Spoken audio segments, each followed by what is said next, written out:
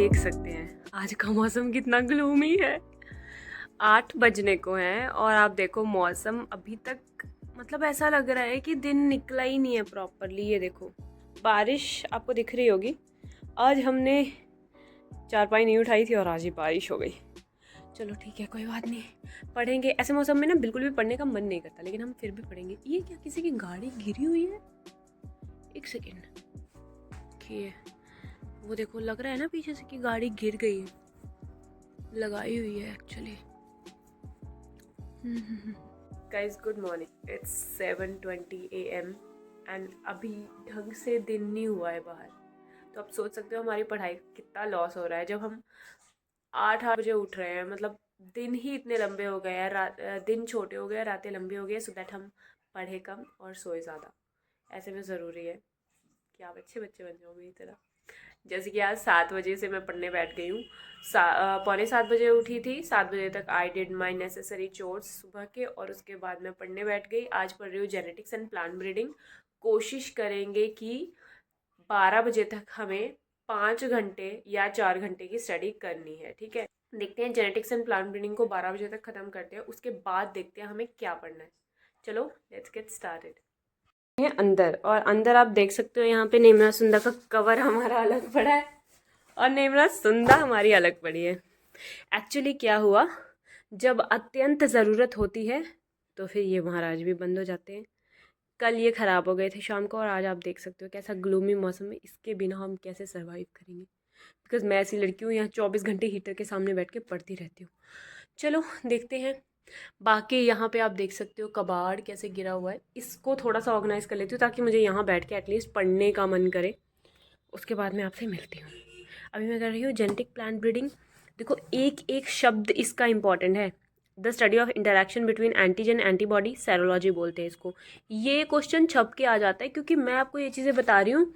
यहाँ पे ये चीज़ लिखी है ना, गार्लिक एंड टर्मरिक राइजोम में, राइजोम का मॉडिफाइड वो राइजोम से बनते हैं ना, यही क्वेश्चन आया था भैया।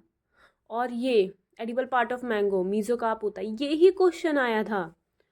फिजिकल बेसिस ऑफ लाइफ क्या होता है, यही क्वेश्चन आया था। और मैं ये नहीं कह रही हूँ कि सारे प्रीवियस ईयर क्वेश्चन में आए थे, बट हाँ कुछ प्रीवियस ईयर क्वेश्चन में आए थे, कुछ प्रैक्टिस सेट में आए थे। तो यहीं से क्वेश्चन आएंगे और आप हाथ मलते रह जाओगे बिकॉज आपने नेमरा सुंडा नहीं पढ़ी।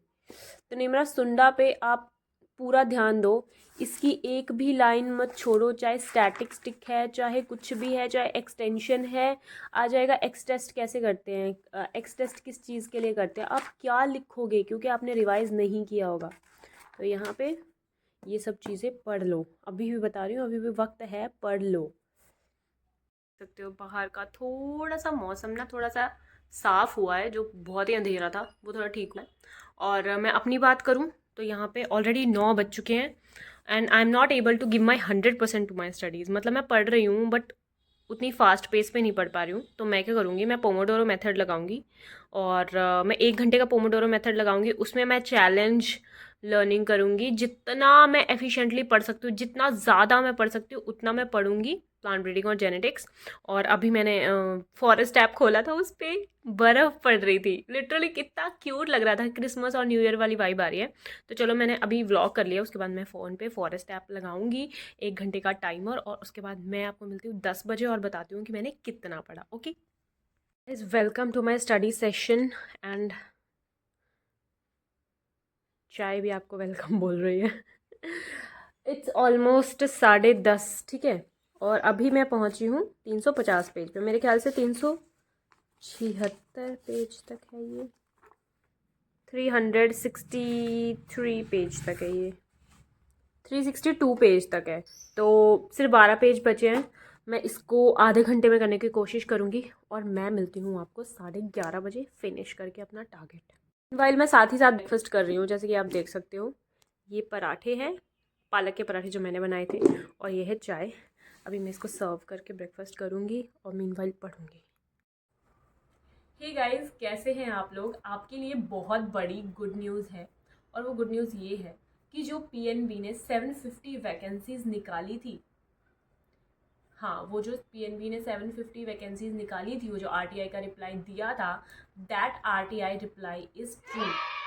मैं इस बेस पे बोल रही हूँ बिकॉज अब मेरे को उन सर का नाम याद नहीं है। मैंने उन सर का वीडियो देखा। वो सर पंजाब नेशनल बैंक के ही शायद रिटायर्ड चीफ समथिंग हैं, ठीक है। तो वो वीडियोस बनाते हैं यूट्यूब पे और वो बहुत पुख्ता वीडियोस बनाते हैं। वो इसी चीज़ के लिए जाने जाते हैं कि वो ट्रस्टवर्दी हैं बहुत ज़्यादा। मैंने उनका वीडियो देखा, कल आया हुआ था, और उन्होंने ये कहा कि मेरी खुद उस इंसान से बात हुई है जो जिसने आरटीआई फाइल करा है, और मैंने उससे बात करी है और उसने बोला है कि हाँ आरटीआई का रिप्लाई सही है, मैंने फाइल करा है। और ये जो पीएनबी का जो रिप्लाई है 750 वैकेंसीज अकॉर्डिंग टू आरटीआई, अगर हम देखें जो उन्होंने लिखा है वो सच है। अब ये बात आईबीपीएस ने कब बढ़ाई वैकेंसी और कब बढ़ाएगी, कब आईबीपीएस रिपोर्ट करेगी, वो तो आईबीपीएस ही जाने। लेकिन हाँ, अगर हम आरटीआई की तरफ देखें तो जो रिप्लाई है पीएनबी का वो सच है, और सच में एएफओ की 750 वैकेंसीज बढ़ी है। तो खुश हो जाओ। खुश तो क्या होगे, मतलब खुशी तो तभी आएगी जब फाइनली सिलेक्शन होगा। तो ये इतना बताना था कि आरटीआई की जो वैकेंसीज है, क्या बोलूँ, पीएनबी ने जो वैकेंसीज है वो बढ़ा दी है, और ये एक उम्मीद लेके आता है एस्पायरेंट्स के लिए। तो ये खुशखबरी है।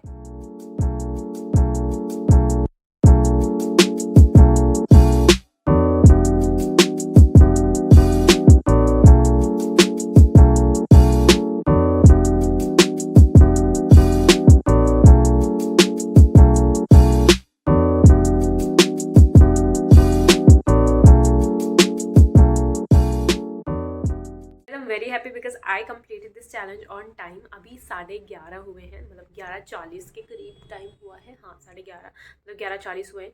मैंने जेनेटिक एंड प्लांट ब्रीडिंग खत्म करा है 12 बजे से पहले, और इतनी खुश मैं कभी नहीं हुई क्योंकि मैंने कभी भी टाइम पे टारगेट कंप्लीट नहीं किया। नेक्स्ट मैं सोच रही हूँ हॉर्टिकल्चर पढ़ लूँ, बिकॉज हॉर्टिकल्चर में से बहुत सवाल आते हैं, बहुत ही ज़्यादा सवाल आते हैं। दो चीज़ों से हॉर्टिकल्चर से सवाल आते हैं, एक क्लासिफिकेशन से आते हैं और वैरायटीज़ पूछते हैं। वैरायटीज़ बहुत ज़्यादा पूछते हैं, सारी वैरायटीज़ आज रटनी पड़ेंगी। मैं देखती हूँ कहीं से टेबल का जुगाड़ करती हूँ कि वैरायटीज़ जहाँ पे लिखी हों, नहीं तो मुझे खुद से टेबल बनाना पड़ेगा। और मैं सोच रही हूँ कि आज शाम तक हॉर्टिकल्चर कंप्लीट कर लूँ ताकि मैं कल एंटोमोलॉजी और पैथोलॉजी को कवर कर सकूँ। होप सो हो पाएगा। और जो भी बच्चे पूछ रहे थे एनएससी के लिए कहाँ से पढ़ना है, भाई नेमरा सुंडा से पढ़ो। नेमरा सुंडा से बेस्ट कुछ भी नहीं है, कुछ भी नहीं है। ये मैराथन के चक्कर में पढ़ोगे कुछ हाथ नहीं आएगा। बिकॉज मैराथन में क्या कराया जा रहा है, आप 1 घंटे में मैराथन में 60 सवाल पढ़ पाते हो, ठीक है। 1 घंटे में 60 सवाल नहीं निकलते वैसे, ठीक है।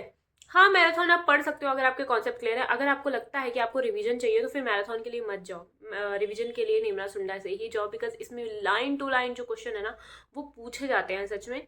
और मैं तो निमरा सुंडा फॉलो कर रही हूँ, आपकी मर्जी है, आप जो भी फॉलो करना चाहते हो। अगला जो हॉर्टिकल्चर वाला है वो मैं नेक्स्ट व्लॉग में लेके आऊँगी। अभी के लिए सिर्फ इतना ही। बने रहिए मेरे ब्लॉग्स पे। I will meet you in the next video. Till then bye bye, keep studying.